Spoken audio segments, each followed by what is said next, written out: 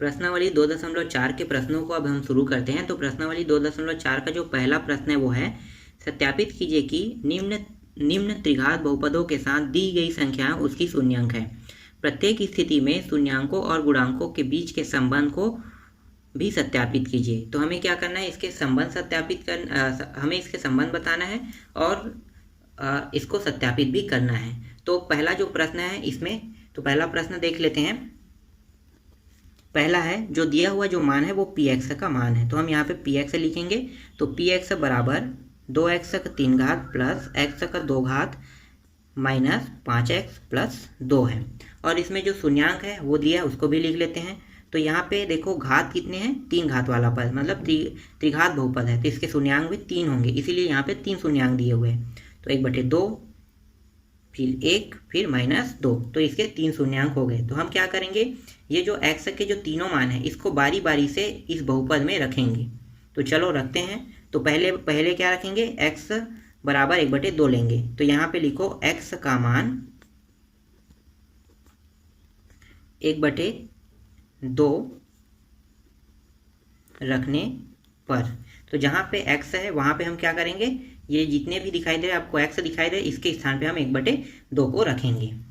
और यहाँ पे चलो पहले हल कर लेते हैं। तो ये p और x के स्थान पे 1/2 आ गया बराबर 2। यहाँ भी हम क्या करेंगे, 1/2 उसका 3 घात है प्लस 1/2 और इसका 2 घात है माइनस 5 1/2 गुणा में है प्लस 2 हो गया। यहाँ तक हमने सभी के मानों को रख लिया।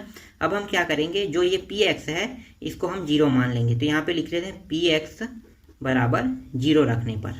तो ये पी एक्स का मान क्या हो गया, 0 हो गया। तो जहाँ पे पी एक्स है वहाँ पे 0 आ गया। अब आगे इसको हल करते हैं। तो ये 2 गुणित ये हो जाएगा 1/8 प्लस ये हो गया 1/4 माइनस 5 एकम 5, तो ये हो जाएगा 5/2 प्लस 2 हो गया।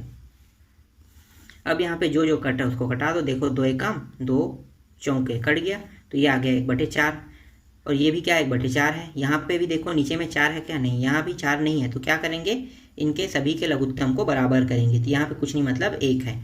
तो जो जो 4 दिया है तो इसका लघुत्तम क्या आ गया, यहाँ पे 4 आ गया। ठीक है, इन दोनों का 4 आ गया। तो ये दोनों क्या करेंगे, 1 लिख लेंगे और ये 1 हो जाएगा। अब यहाँ पे देखो, यहाँ पे क्या है 2 है, तो इसको 4 होने के लिए कितने की आवश्यकता है, 2 की आवश्यकता है। 2 से गुणा करेंगे तो ये क्या हो जाएगा, 4 हो जाएगा। तो 2 से यहाँ पे गुणा कर दे तो यहाँ भी ऊपर में भी 2 का गुणा करेंगे। तो ये कितना हो गया, 5 दूनी 10, तो ये -10 हो गया। तो नीचे का मान क्या आ गया, 4। तो हमने लघुत्तम पहले से नीचे में रख लिया है, तो नीचे में हम लिखने की जरूरत नहीं है 4। ठीक है, ऊपर बस को लिखते जाएंगे।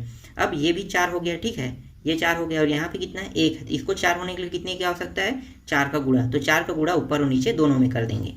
तो ये हो जाएगा 4 दूनी 8 और नीचे में आके देखो ये सभी का मान क्या होगा, नीचे में 4 बन गया है। तो ये देखो सबके सब 4 हो गए। अब सभी को जोड़ देते हैं। तो जो प्लस है उसको प्लस के साथ जोड़ेंगे और माइनस वाले को माइनस को। देखो ये प्लस है सभी, तो ये कितना हो गया, 10 हो गया और -10/4। तो ये हो गया घट के 0/4 हो जाएगा। तो 0 बराबर 0 प्राप्त हो गया। तो देखो दोनों में संबंध स्थापित हो गया, 0 और 0 आ गया, एक हमारे पास निकल गया संबंध। अब क्या करेंगे, दूसरे को भी इसी तरह से हल करेंगे जैसे हमने अभी हल किया वैसे ही। तो दूसरा को हल कर लेते हैं। तो यहाँ पे पी एक्स का मान फिर रखते हैं। तो पी एक्स का मान क्या है, 2x का 3 घात प्लस x का 2 घात माइनस 5x प्लस 2। तो यहाँ पे पी एक्स बराबर इस बार क्या रखेंगे, पी एक्स बराबर हम इस बार 1 रखेंगे। तो यहाँ पे पी एक्स बराबर 1 रख देते हैं। तो ये 2 और ये 1 का 3 घात प्लस 1 का 2 घात, सॉरी यहाँ पे कुछ दिखाई नहीं दे रहा है, 1 का 2 घात माइनस 5 1 प्लस 2। यहाँ भी क्या करेंगे, P1 का मान हमने 0 रखा जैसे वहाँ पे रखा था। P 1/2 का मान 0 रखा, इसी तरह से यहाँ भी P1 का मान हमने 0 रख दिया। उसके बाद यहाँ पे आगे हल करते हैं। तो देखो ये 1 का 3 घात कितना होगा, 1 का 3 घात करोगे तो 1 का 1 ही प्राप्त होगा और 2 गुणित 1 कितना होगा, 2 प्राप्त होगा। फिर 1 का 2 घात करोगे तो कितना होगा, 1 का 1 प्राप्त होगा। फिर 1 का 5 के साथ गुणा करोगे तो 5 का 5 प्राप्त होगा। फिर प्लस 2, सभी को अब जोड़ देते हैं। तो देखो प्लस प्लस वाले को प्लस के साथ जोड़ते हैं, 2 1 3 और 5, तो ये हो गया 5 - 5 और यहाँ पे 0। तो यहाँ भी देखो 0 प्राप्त हो गया, मतलब इन दोनों में भी संबंध स्थापित हो गया। इसी तरह से तीसरा को भी कर लेते हैं, मतलब जो अंतिम जो x के शून्यांक मान है उसको भी हल कर लेते हैं। तो पी एक्स बराबर 2x का 3 घात प्लस x का 2 घात माइनस 5x प्लस 2। तो यहाँ पे हम रख देते हैं इस बार -2। तो p -2 बराबर 2 और यहाँ पे -2 का 3 घात प्लस -2 का 2 घात -5 -2 प्लस 2। इसका मान हम क्या करेंगे, पूरे का मान फिर 0 मान लेते हैं। तो ये 0 हो गया इसका मान। अब इसको हल कर लेते हैं। तो ये 2 हो गया और ये 2 को 3 बार गुणा करेंगे और माइनस है तो मतलब किस में है, देखो ये विषम संख्या मतलब माइनस बाहर रहेगा और 2 का 3 घात मतलब 8। तो 2 गुणित -8 हो जाएगा। और ये दोनों सम संख्या मतलब ये क्या होगा, माइनस माइनस क्या होगा, प्लस हो गया। तो ये हो गया 4 आ जाएगा। ये भी माइनस माइनस क्या हो गया, प्लस हो गया। और ये हो गया 10 और ये +2। इन दोनों को गुणा कर लेते हैं। तो ये हो गया -16 + 4 + 10 + 2 बराबर -16। इन सभी को जोड़ लेते हैं। तो ये हो गया +16 और यहाँ पे क्या है, 0 है। तो यहाँ पे देखो 0 और ये भी क्या है, प्लस माइनस घट के 0 प्राप्त होगा। तो देखो तीनों में मान क्या हो गया, 0 और 0 प्राप्त हो गया। तो यहाँ पे देखो संबंध स्थापित हो गया। अब हम क्या करेंगे, अब हम सत्यता की जांच करेंगे। तो सत्यता की जांच कैसे करते हैं, तो जो px का मान दिया है उसको हम यहाँ पे लिख लेते हैं। तो 2x का 3 घात प्लस x का 2 घात माइनस 5x प्लस 2, ये जो मान है ये दिया हुआ है। इसकी तुलना हम मानक समीकरण से करने पर, मानक त्रिघात समीकरण से करेंगे। क्यों, क्योंकि यहाँ पे देखो अभी तक हमने अभी जितने भी करते थे वो 2 घात वाला होता था, मतलब वर्ग समीकरण से करते थे। लेकिन इस बार त्रिघात बहुपद से इसकी तुलना करेंगे। तो मानक त्रिघात बहुपद क्या है, तो ax का 3 घात प्लस bx 2 घात प्लस cx प्लस d, इससे तुलना कर देंगे। तो तुलना करते हैं तो देखो ये जो है सेम सेम है, तो क्या हो गया, कट गया। तो बचा क्या, यहाँ पे a और 2 बचा। तो a बराबर 2 आ गया। यहाँ पे देखो b x वर्ग, यहाँ भी x वर्ग है। तो यहाँ पे दोनों कट गया, उसके बाद बचा क्या, b बराबर, और यहाँ पे कुछ नहीं मतलब यहाँ पे 1 है। और यहाँ पे c बराबर, इसी तरह से इसको भी किया तो ये 5 बचा और d का मान आ गया 2। ये तो आप जानते हो ना तुलना करना, ठीक। तो ये a b c d का मान निकल गया। अब हम क्या करेंगे, इन मानों को सूत्र में रखेंगे। तो हमारा जो सूत्र है वो क्या है, जो सूत्र है वो है मूलों का योगफल, मूलों का गुणनफल वाला सूत्र है, उसी में हम इसको मान को रखेंगे। तो कैसे रखोगे, तो देखो इसको तो आप थोड़ा सा समझ लो। हमारा जो शून्यांक है उसको हम कुछ मान लेते हैं। तो जो शून्यांक है, ठीक है, तो x बराबर इसको a b और c मान ले शून्यांक को। तो जो a का मान है वो क्या था, 1/2 था। और b का मान जो था वो क्या था, b का मान था 1 और जो c का मान था वो -2 है। तो हमने इन सभी मानों को कुछ मान लिया a b c।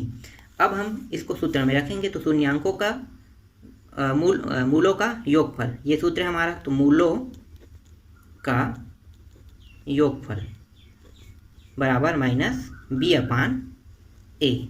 अब मूलों का योगफल कैसे होगा, जो ये तीनों जो शून्यांक है इन तीनों शून्यांकों को जोड़ देंगे। तो जोड़ दो, तो a + b + c बराबर -b/a। a का मान कितना है, 1/2 है। b का मान कितना है, 1 है। और c का मान कितना है, -2 है। और यहाँ पे जो -b और a का मान भी को भी रख लेते। तो -b का मान कितना है, मतलब ये b का मान कितना है, b का मान 1 है। तो यहाँ पे माइनस है और 1 इसका मान आ गया b का मान। और a का मान कितना है, a का मान है 2। तो हमें क्या लाना है, ये वाला जो लेफ्ट हैंड साइड को हमें राइट हैंड साइड के बराबर लाएंगे। तो ये क्या होगा, जो मान है वो सही होगा। तो चलो देखते हैं, -1/2 ये लेफ्ट हैंड साइड आ रहा है कि नहीं आ रहा है। तो आगे हल करें तो ये देखो घट जाएगा। तो कितना हो जाएगा, 1/2 घट के आ गया, 2 में 1 घटाएंगे तो -1 बचेगा बराबर -1/2। फिर यहाँ पे देखो इसमें भी कुछ नहीं, मतलब इसका नीचे क्या है, 1 है। अब इसका लघुत्तम निकाल लेते हैं। इसका लघुत्तम आया 2, 1 और ये ऊपर नीचे 2 का, यहाँ भी 2 यहाँ भी 2 का गुणा होगा, तभी क्या होगा, लघुत्तम बराबर होगा। तो ये हो गया -2 और ये आ गया -1/2। फिर यहाँ पे आगे हल करते हैं। तो ये हो गया -1/2 और ये भी क्या हो गया, -1/2। तो देखो दोनों मान क्या हो गए, बराबर हो गया, ठीक। ये समझ में आ गया। अब हम क्या करेंगे, मूलों का गुणनफल वाला सूत्र लगाएंगे। तो इस बार मूलों का जो गुणनफल का जो सूत्र रहेगा उसमें तीनों को गुणा नहीं करेंगे। इसमें क्या करेंगे, पहला दूसरा को गुणा करेंगे, उसके बाद प्लस लगाएंगे, फिर दूसरा और तीसरा को गुणा करेंगे, फिर प्लस लगाएंगे, फिर तीसरा और पहला को गुणा करेंगे। तो इस तरह से ये सूत्र उपयोग है। कैसे उपयोग है आप इसको समझो, ठीक है। A B plus B C plus C A, और इसका हो गया सी अपान ए। तो ए बी का मान कितना है, तो ए का मान है 1/2 और बी का मान है 1, गुणा कर दिए। बी का मान है 1 और सी का मान है -2, गुणा हो गया इसका भी। सी का मान है -2 और ए का मान है 1/2। इस तरह से ये गुणा हो गया। उसके बाद सी का मान हमने अभी जो निकाला है वो है -5। यहाँ पे आप देख लो, यहाँ पे -5 और ए का मान कितना है 2 है। तो यहाँ पे रख देते हैं अब -5 और ये 2। अब हम क्या करेंगे, इसको पूरा हल करके -5/2 लाते हैं। तो क्या होगा, ये जो है दोनों मान बराबर हो जाएगा। तो ये क्या हो गया, सत्य है। ये बात हमें मतलब इसको हम जांच करें उत्तर की, तो ये जांच हो जाएगा दोनों मान अगर बराबर होता है तो देखो हल करते हैं। तो ये हो जाएगा 1 गुणित 1 कितना होगा, 1/2 होगा। फिर इन दोनों को गुणा करेंगे तो ये प्लस में है माइनस में, तो -2 हो जाएगा। फिर यहाँ पे देखो ये प्लस है माइनस में क्या हो जाएगा, माइनस हो जाएगा और ये हो जाएगा 2/2। तो 2/2 हो गया, तो ये दोनों कट गया। कितना प्राप्त हो गया, इसका मतलब 1 हो गया इसका, और ये आ गया -5/2। आगे अब इसको हल करो तो ये हो गया 1/2 और यहाँ पे ये माइनस है और ये -1 है। कटने के बाद कितना प्राप्त हुआ, 1। तो -2 और -1 कितना हो गया, -3 हो गया, और ये हो गया -5/2 राइट हैंड साइड पे। फिर लेफ्ट हैंड साइड को फिर आगे हल करते हैं। तो ये हो जाएगा, यहाँ पे लघुत्तम निकालेंगे तो यहाँ पे इसका लघुत्तम आ गया 2 और ये हो गया 2 तिया 6 और यहाँ पे 1, ये हो गया -5/2। तो ये आ गया -5/2 बराबर -5/2 प्राप्त हो गया। तो देखो दोनों मान बराबर हो गया, मतलब इसकी भी हमने जांच कर लिया है। अब हम अंतिम बस को जांच और करेंगे। तो अब हम क्या करेंगे, अब हम जो है डी और ए के लिए भी हल करेंगे। तो अब हम जो है तीनों जो शून्यांक है उसको हम गुणा कर देंगे। तो ए गुणित बी गुणित सी, तो minus D upon A B C के मान को रखो। तो ए का मान कितना था, 1/2 था, माइनस कितना था 1/2 प्लस में है ना, गुणित बी का मान था 1 और सी का मान था -2, गुणा कर दो इसको। और यहाँ पे डी का मान रख लेते हैं। तो डी का मान है 2 और यहाँ पे सामने में माइनस लगा है तो माइनस लगा देते हैं। ए का मान भी क्या है, 2 है। इसको आगे हल करते हैं तो ये हो जाएगा 1, 2 एकम 2 कट गया तो -1 आ गया। अब इसको बस हल करके हम -1 लाते हैं तो हमारा मान जो है आ जाएगा, ठीक है। तो आगे हल करो तो इन सभी को गुणा करेंगे। तो यहाँ पे देखो 2 कट गया, यहाँ पे 2 कट गया, तो यहाँ पे बचा क्या, यहाँ पे 1, यहाँ भी 1 बचा, मतलब ये मान पूरा क्या हो गया, 1 हो गया। अब ये 1 गुणित 1 गुणित -1 कितना होगा, -1 हो जाएगा, और यहाँ भी -1 और यहाँ भी ये -1। तो इस तरह से हमने इस पूरे प्रश्न को सिद्ध कर दिया, मतलब सत्यता की हमने जांच कर दिया, ठीक। तो इसलिए ये प्रश्न आपको समझ में आया। अब इसके बाद हम इसी में दूसरा प्रश्न को देख लेते हैं। तो दूसरा है px का जो मान है वो है x3 घात माइनस 4x2 घात प्लस 5x माइनस 2, और जो शून्यांक दिया हुआ है वो है x के 3 मान है यहाँ पे 2, 1, 1। तो इसमें भी हम क्या करेंगे, इसमें भी जो x का जो मान है उसको बारी बारी से हम क्या करेंगे, इस जो बहुपद है इसमें हम रखते चलेंगे। तो चलो इसको रखते चलते हैं। तो यहाँ पे जो px है तो p और x के स्थान पे पहले हम 2 रखते हैं, तो यहाँ पे हमने 2 रख लिया। तो ये हो गया 2 का 3 घात माइनस 4 और ये भी हो गया 2 घात प्लस 5 गुणित 2 माइनस 2। इसको हम 0 मान लेते हैं। तो ये आ गया 8 आ गया। इसको मैं थोड़ा सा डायरेक्ट कर रहा हूँ ना, शॉर्टकट में, ज़्यादा लंबा इसको हल नहीं करेंगे, टाइम वेस्ट होता है, तो थोड़ा फास्ट करते हैं इसको। और ये हो गया और ये 4 और ये हो गया गुणित 4 प्लस 5 दूनी 10 माइनस 2, ये आ गया 8 और ये हो गया 8 4 दूनी 4 गुणित 4 कितना होगा 16 प्लस 10 माइनस 2। अब प्लस प्लस को प्लस के साथ जोड़ दो और माइनस वाले को माइनस के साथ जोड़ देते हैं। तो ये हो जाएगा माइनस माइनस जुड़ के कितना हो गया, -16 हो गया। ये प्लस और प्लस जुड़ के कितना हो, सॉरी ये 18 हो गया, और माइनस जुड़ के कितना हो गया, ये भी 18 हो गया। यहाँ पे 0, यहाँ पे भी 0, तो ये मान क्या हो गया, जुड़े यहाँ पे माइनस और प्लस क्या हो जाएगा, घट जाएगा, तो ये हो गया 0। तो देखो एक मान हमारे पास आ गया 0। अब हम क्या करेंगे, दूसरे में रखते हैं p का मान इस बार हम क्या रखेंगे, 1 रखेंगे। तो 1 रख दो, तो ये आ गया p का मान 1, x का मान जो है वो 1 का 3 घात हो जाएगा। यहाँ पे 4 है, ये भी 1 का 2 घात हो जाएगा, -5 गुणित 1 माइनस 2। इसका मान हम क्या रखेंगे, 0 मान लेते हैं। तो 0 हो गया, ये 1 आ गया है, 1 को 3 बार गुणा करेंगे तो 1 का 1 ही प्राप्त हो गया। यहाँ भी 1 को 2 बार गुणा करेंगे 1 ही प्राप्त होगा। 1 गुणित 4 करेंगे कितना प्राप्त होगा, 4 का 4 ही होगा। यहाँ पे 5 गुणित 1 करेंगे तो भी 5 का 5 प्राप्त होगा और ये 2 हो गया। अब प्लस को प्लस के साथ और माइनस को माइनस के साथ गुणा कर देते हैं। सॉरी, यहाँ पे प्लस में है ना, यहाँ पे मैं थोड़ा गलत लिख दिया था, ये प्लस में है, इसको प्लस लिख लो। ठीक है, अब जो प्लस को प्लस के साथ जोड़ दो और माइनस को माइनस के साथ जोड़ देते हैं। तो देखो प्लस वाला कौन है, 1 और 5 कितना हो गया, 6, और ये -4 और -2 कितना हो जाएगा, -6 हो जाएगा। तो ये आ गया 0। तो 0 बराबर 0। तो देखो दूसरा भी हमारा सत्यात्मक की जांच हो गया। तीसरा पे भी हम क्या करेंगे, एक ही रख के मान को निकालेंगे। तो मतलब यही मान फिर से आएगा, तो हम उसको आगे हल नहीं करते हैं। ठीक है, ये क्यों नहीं करेंगे, क्योंकि एक रखेंगे तो पूरा मान यही सेम टू सेम आएगा, तीसरे वाले जो मान है उसके लिए, मतलब तीसरा जो शून्यांक है उसके लिए। तो आगे अब सीधा हम क्या करेंगे, आगे इसके आगे पद को हल करते हैं। तो आगे हम क्या करेंगे, जो हमारे पास जो पी एक्स मान है वो है x3 - 4x 2 प्लस 5x - 2। इसकी तुलना हम त्रिघात बहुपद से करेंगे। तो त्रिघात बहुपद क्या है, त्रिघात बहुपद है ax3 plus bx 2 plus cx plus d। इसे तुलना कर देते हैं तो a b c का मान निकल जाएगा। a का मान आ गया यहाँ से 1, b का मान यहाँ पे से आ गया -4 और c का मान यहाँ से आ गया 5 और d का मान आ गया यहाँ पे -2। इन मानों को अब आगे हल करते हैं। तो जो हमारा जो सूत्र है मूलों का योगफल और मूलों का गुणनफल, तो इस जो त्रिघात बहुपद होता है उसमें हम 3 सूत्र का उपयोग करते हैं। मैं यहाँ पे आपको यहाँ पे मैं आप लोगों के लिए जिक्र कर देता हूँ। तो पहला जो है वो कैसा रहेगा, पहला जो सूत्र है यहाँ पे मैं ए बी कर देता हूँ, ए प्लस बी प्लस सी इस तरह से रहेगा और -b/a रहेगा, पहला सूत्र हमारा रहेगा।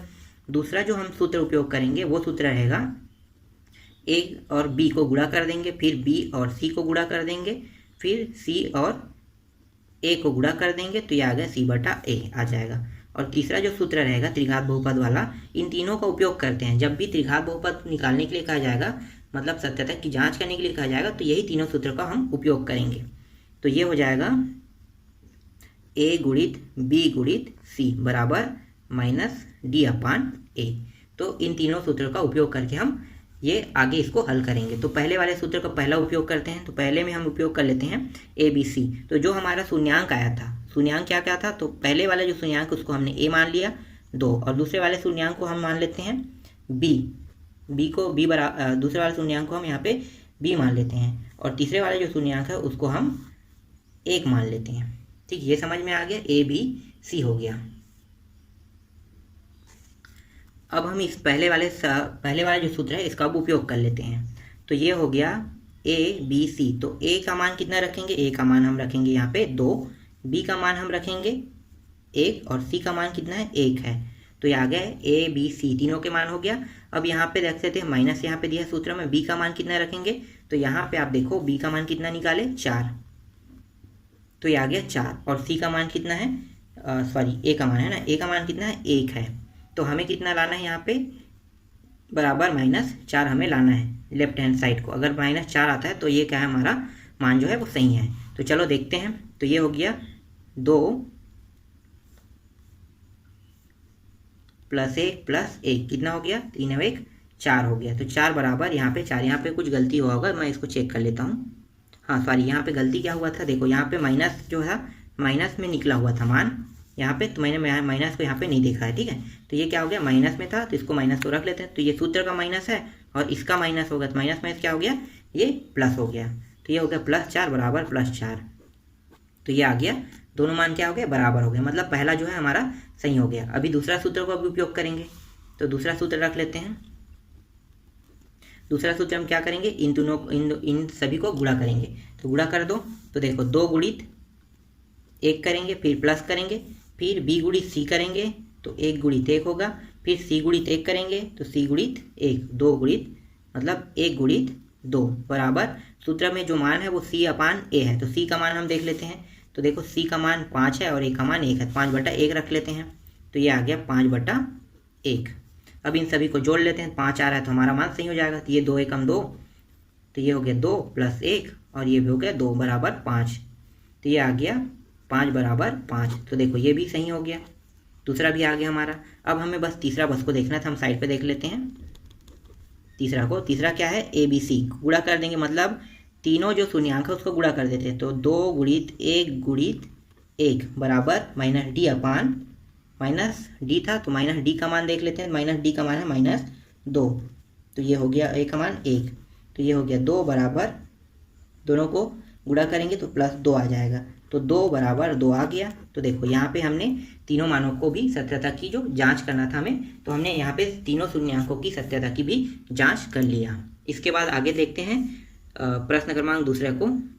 दूसरा है, एक त्रिघात बहुपद प्राप्त कीजिए जिसके शून्यांकों का योग दो शून्यांकों का एक साथ लेकर उनके गुणनफलों का योग तथा तीनों शून्यांकों के गुणनफल क्रमशः 2, -7 और 14 हो।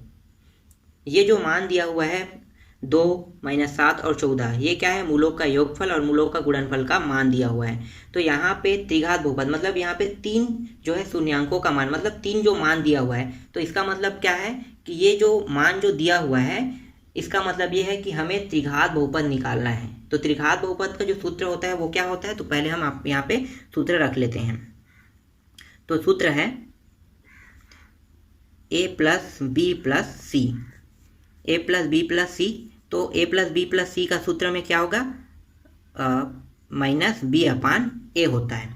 दूसरा क्या होता है, दूसरा होता है ab + bc + ca बराबर c/a रहेगा। और तीसरा है a × b × c कर लेते हैं, तो ये होता है -d/a होता है।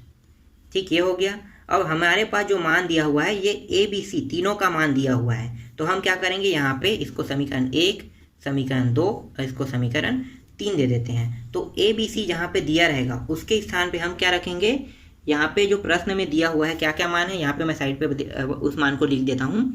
तो ये है 2 है, -7 है और -14 है। तो ABC का जो मान है वो कितना होगा, 2 होगा। तो जहाँ पे ABC दिया है वहाँ पे 2 रख लेते हैं। तो 2 बराबर -b/a आ गया इसका। इसको आगे अब इसको हल कर लेते हैं पहले, ठीक है।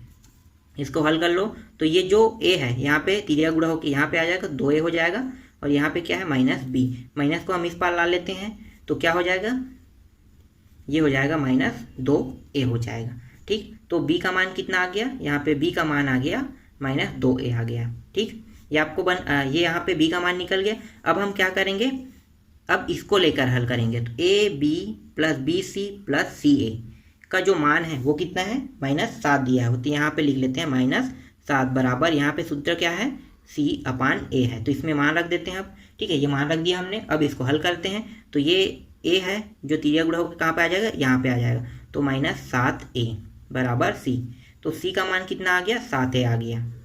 इसी तरह से d को भी निकाल लेते हैं। तो ABC का मान कितना दिया है, -14, तो यहाँ पे रख लेते हैं -14 बराबर -d/a।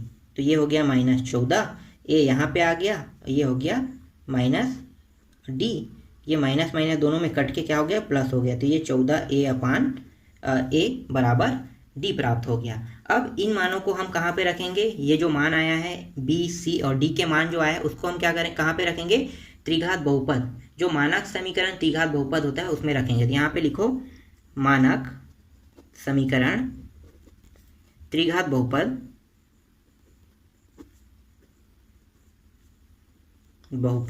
में b, c तथा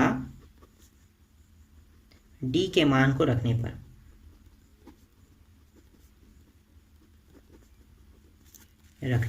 पर तो यहाँ पे रख देते हैं ax 3 घात, जो समीकरण उसको पहले लिखते हैं ax 3 घात प्लस bx 2 घात प्लस cx प्लस d।